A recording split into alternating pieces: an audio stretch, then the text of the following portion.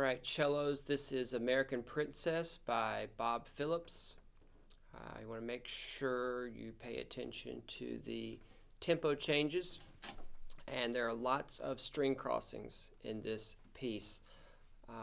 The best way to practice those, of course, is with the metronome to make sure that you're crossing the strings nice and evenly, because whenever we have a lot of string crossings, sometimes we practice them and we tend to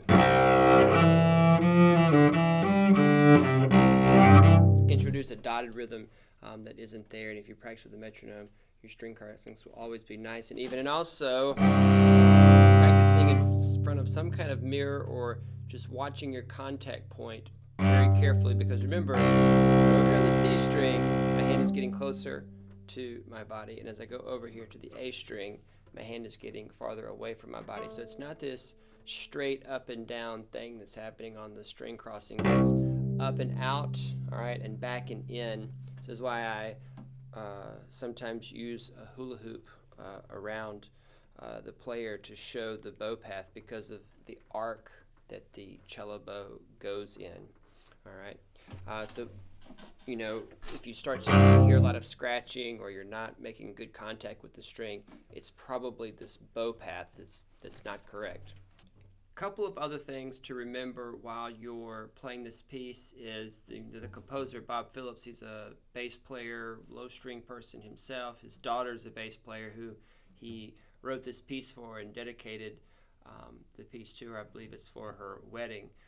So remember cellos and basses. He really wrote this amazing cello and bass part for you to have this wonderful soaring melody up here in fourth position cello. So when you have these moments up here, and you have several of them, like especially at the end, it's fortissimo. It's marked fortissimo there, measure 83, all the way to the end of the line there on the second page. So we want to hear,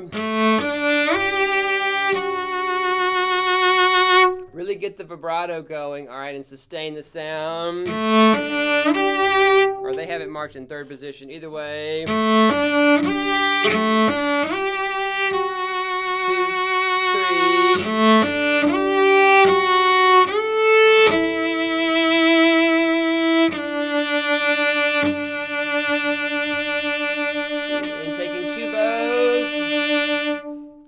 There at the end. And whenever there's a couple of places where I have an entrance, one of the things I have to learn to do is tap the note. If you listen carefully, all right, you can hear, all right, the G coming out there.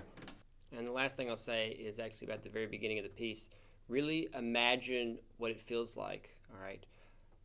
Think about the sound that you want, what quality of sound you want at the beginning of the piece, and then remember what it feels like to pull the bow, all right, without a lot of heavy arm weight, because starting at the very beginning of the piece, you haven't played any of these notes in this piece yet. It's a totally different character than maybe something else you've played. You really have to think about what that bow stroke feels like at the beginning, so that you make a nice sound on the very first note. All right, here we go. I'm going to start this, you know, like balance point, middle of the bow, all right, so that I can have some bow speed at the beginning to get the note going. If I start too close to the frog, that's when it's so heavy, and then I start rough. So I'm going to start out here.